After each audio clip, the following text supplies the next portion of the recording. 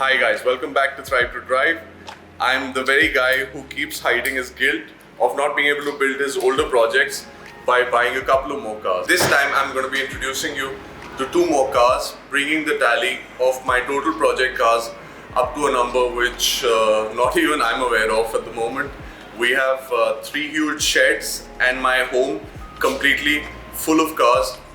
My family completely desperate to chuck me out of the house because of me losing so much money on cars. Some might say I'm not the wisest man in the country, but at least I have the most kick-ass collection of cars at the moment, only as far as I'm concerned. Both cars are at two opposite ends of the spectrum. One is white and it's a true blue AMG from the factory. The second one trying very hard to at least be the diesel variant of something AMG would and should have built out of their Diesel 2JZ.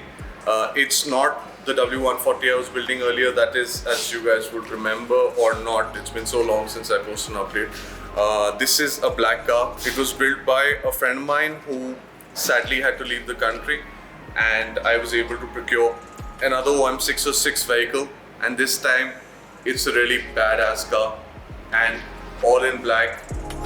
Let's show you guys.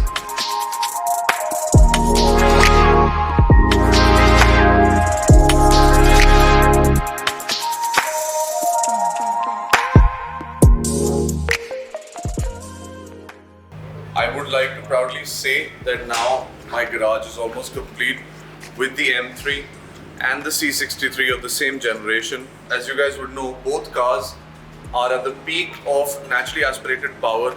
Both V8 engines manufactured in their own right to be the best by each individual manufacturer and tuner. So here's the C63. Before I tell you what I love about the vehicle and what sort of experience I've had with the vehicle and how I've enjoyed it, today we're here to discuss the problems I've faced with some of my own doing and some of the cars doing. A few issues which are well known and well documented in the M156, which is this V8 world, amongst forums everywhere. I faced a very major issue, and let's talk about it with you guys right now. Thankfully, all Mercedes cars, as you can see here and here, have service modes for the bonnet for you to see the engines in all their glory. But what's not so glorious is the time I've had with the C63. I had some teething issues with this particular engine.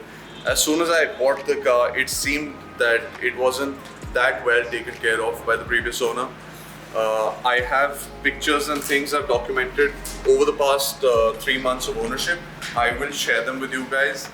But most of all, what troubled me was that this car came with a set of headers installed in the vehicle, but the car was not compensating for those because it was not mapped and tuned to sort of understand that the exhaust became completely free flow.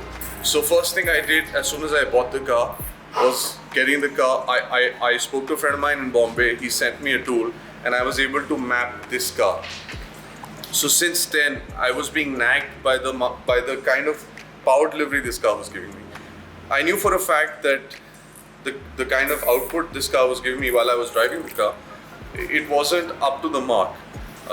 Hence I always thought that, getting the tool and the tune from somebody I really know and I don't want to name at this point of time, would not have been at fault. I presume that, somewhere the engine or mechanically the car would have had an issue. So I dug in deep and tried to do everything on the vehicle. Whatever at this mileage or eventually could also give problems. I did the injectors, I did the plugs, I did the manifold gaskets, I did the PVC valves, I changed the fuel pumps, I ordered a fuel pump relay, and all that went into lakhs and lakhs of parts for repair of this vehicle. Eventually, I had had enough and I took the car to a dyno in Delhi. We dynoed the car on one dyno and the car was, to my surprise and not so much, was only bringing out about 350 horsepower, which was outlandish. It was crazy. These cars stock are supposed to make 457 on the crank, and this was widely only making about 350 horsepower, which is about 100 horsepower less.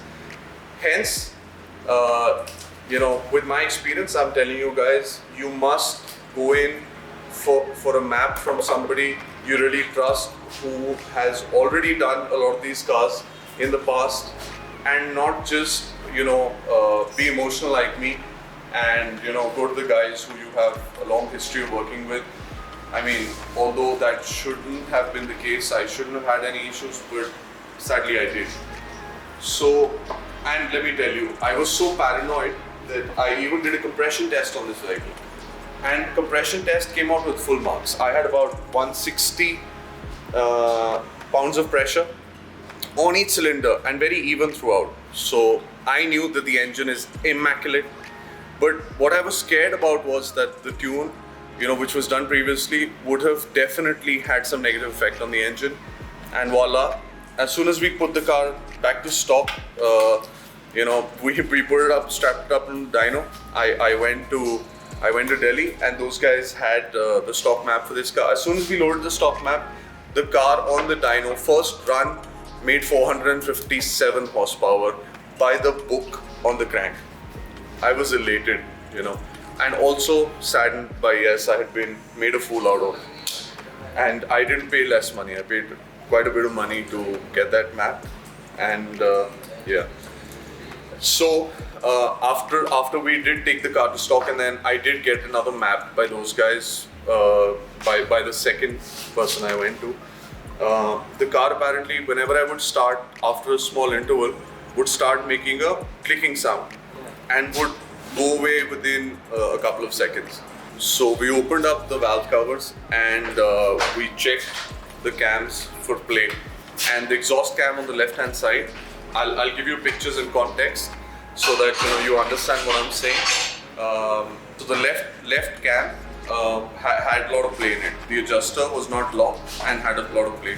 I had to order parts from 63 Motorsports, which is in Canada. They make so what happens is the camshaft adjuster has a locking plate inside and a pin. That locking plate somehow got damaged because of, I frankly don't know.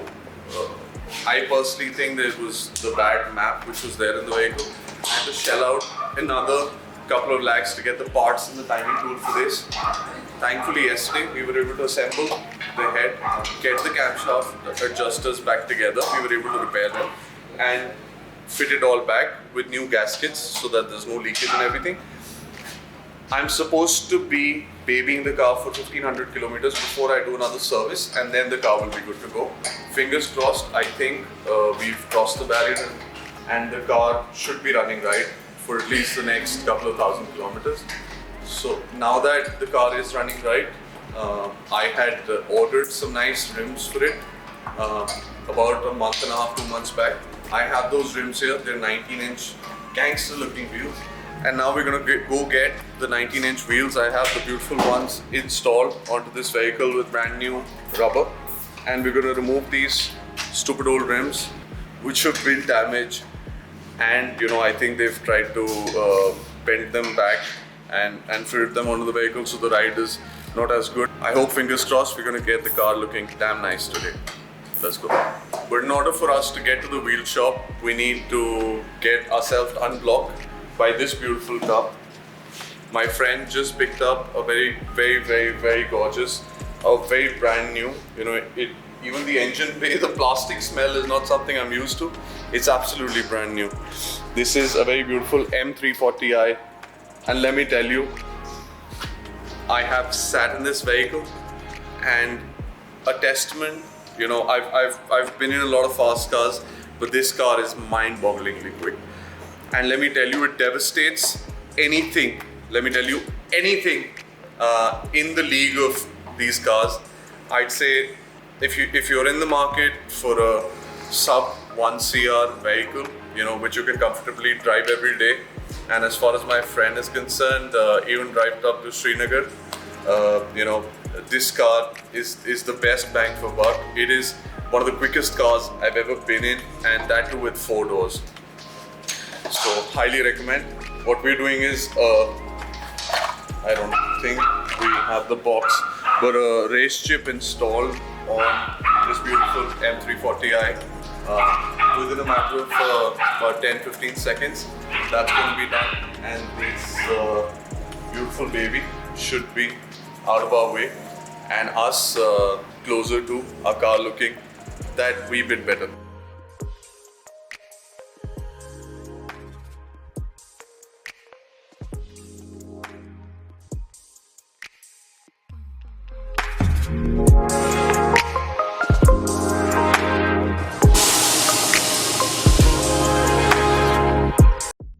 So let's hope you guys liked. Let's hope you guys liked the way the C63 is looking now. I do need to get the rear fenders flared. We've been pushing a lot of smoke and melting tires on the way to the shop. Now I think it's time to wind up and time to say goodbye till the next time we're here. And I promise you the next time I'll show you the new homage AMG we're building with a lot of my touches. So stay tuned. Thank you guys.